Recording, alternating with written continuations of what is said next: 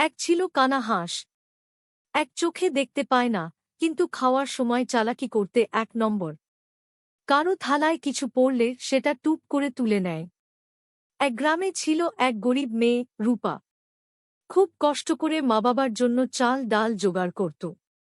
একদিন রান্না করতে গিয়ে সে দেখল হাঁসটা বারবার চালের হাঁড়ির দিকে তাকাচ্ছে। রূপা বলল, ও কানা হাঁস, খাবে নাকি এক মুঠো চাল? হাঁস কাত কাত করে ডাকে, কাত কাত, দাও এক মুঠো, কিন্তু আরেকটা চাইব না। রূপা হেসে এক মুঠো চাল দিল। হাঁস খেয়ে খেয়ে বাড়তে লাগল, বাড়তে বাড়তে হয়ে গেল একটা বিশাল হাঁস। তখন রূপা ভাবল, এ তো রাজহাঁসের মতো দেখাচ্ছে।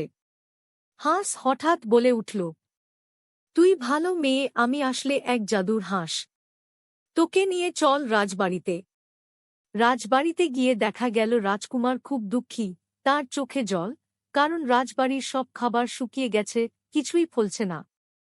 রূপা তার হাস্যরস মিশ্রিত গলায় বলে, ও রাজামশাই, আগে কানা হাঁসের পেট ভরান, তারপর তো আপনার রাজ্য। হাসতে হাসতেই হাঁস তার ডানা ঝাপটাল, সোনারূপার ফল ফলে উঠল রাজবাড়িতে। রাজা খুশি, রাজকুমার খুশি, রূপা হল রাজকন্যা।